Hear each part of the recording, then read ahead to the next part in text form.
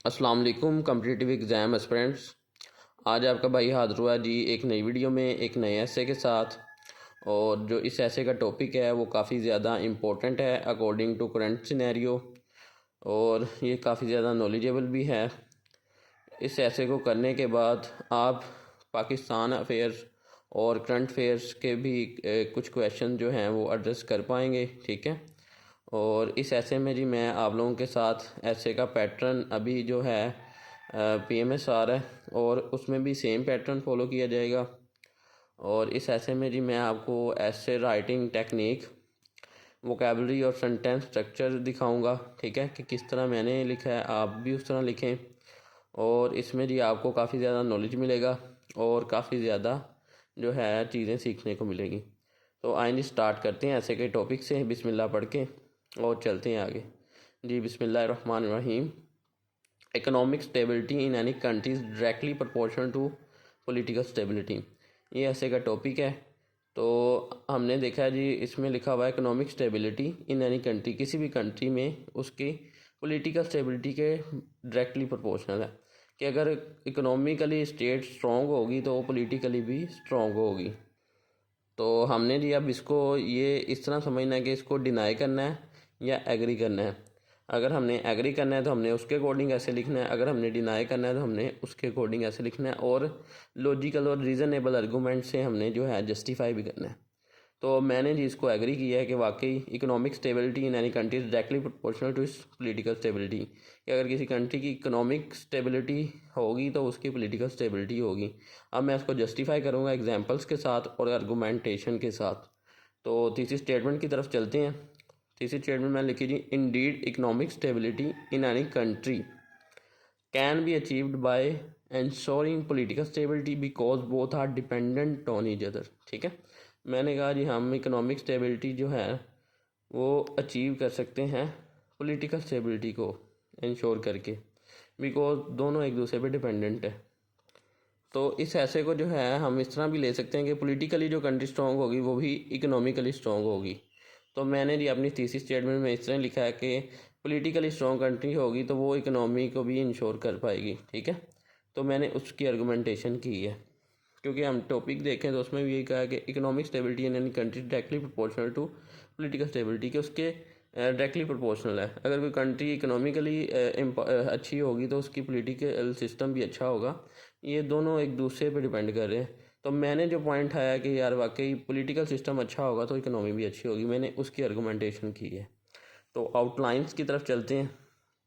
सबसे पहले जी इंट्रोडक्शन की हेडिंग, उसके बाद सेकंड जी how economic stability is directly proportional to economic stability, ये हेडिंग ली। उसके बाद जी आउटलाइंस के किस तरह इकोनॉमिक स्टेबिलिटी जो है वो economic stability directly proportional to political stability, ठीक है। ये गलती से इकोनॉमिक लिखा गया, ये पॉलिटिकल है, ठीक है। तो आए जी पॉइंट नंबर 1 की तरफ चलते हैं।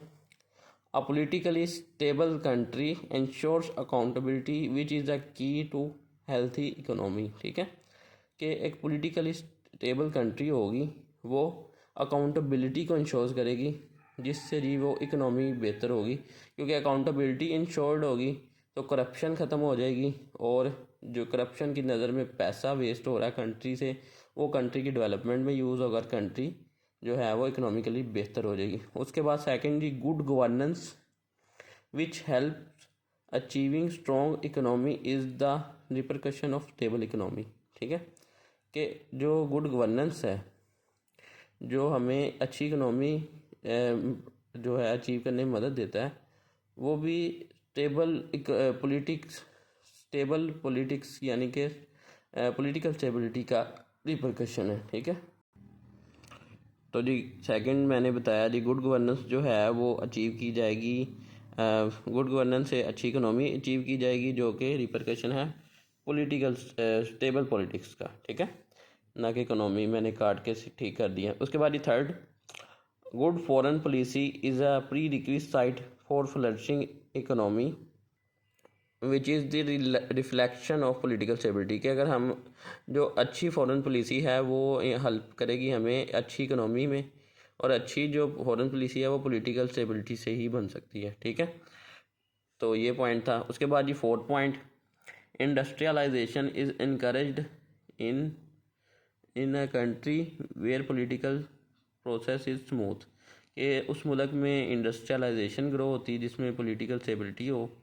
और इंडस्ट्रियलाइजेशन से आपको पता है कि कैपिटल आता है कंट्री में और कंट्री ग्रो करती, डेवलपमेंट होती, जीडीपी बढ़ता है और बहुत ज़्यादा चीज़ें जो हैं बदल जाती हैं, लोगों को एम्प्लॉयमेंट मिलती है, रोज़गार आता है। तो ये चीज़ें जी।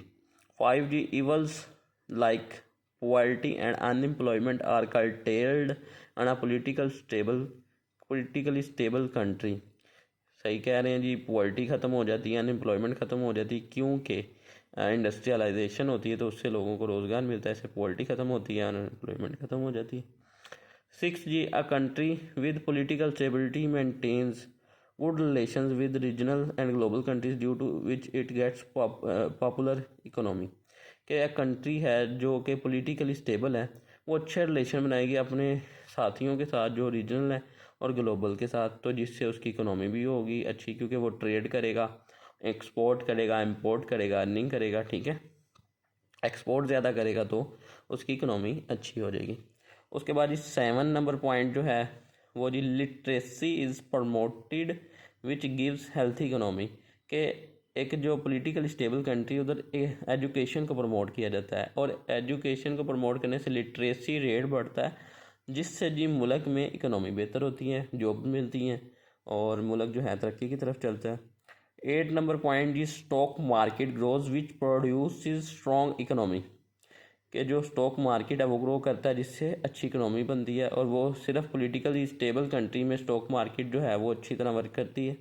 उसके बाद जी 9 number point equal distribution of wealth is ensured which is की टू स्टेबल इकोनॉमी। ठीक है, क्योंकि पॉलिटिकली स्टेबल कंट्री में equal distribution of wealth promote की जाती है जिससे जी इकोनॉमी बेहतर होती है।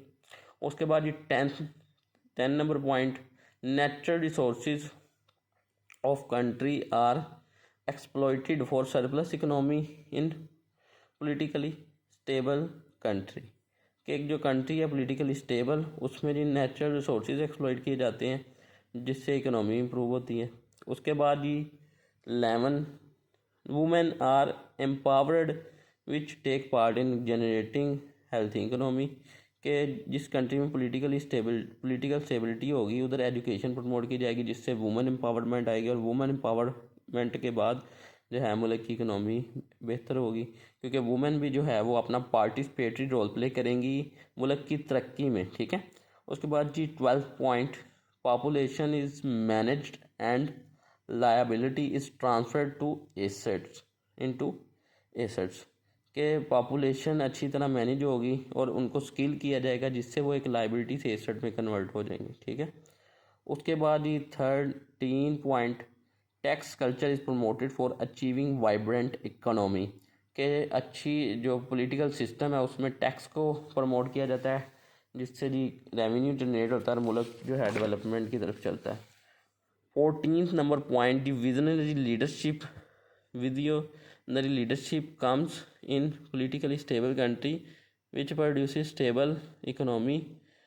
ठीक है, अच्छी लीडरशिप आती है पॉलिटिकली स्टेबल कंट्री में और जिससे इकोनॉमी बेहतर होती है। 15th point institutional harmony is achieved which encourages strong economy, के मुल्क में जो सूबे हैं उनकी आपस में हम मांगी हो जाती है। ठीक है, जिस पॉलिटिकल स्टेबिलिटी की वजह से और जिससे इकोनॉमी बेहतर होती है। ये जी पॉइंट्स थे 15, और ये सारे आर्गूमेंट्स थे कि किस तरह जो है वो पॉलिटिकल स्टेबिलिटी हो तो इकोनॉमिक स्टेबिलिटी अचीव की जाती है।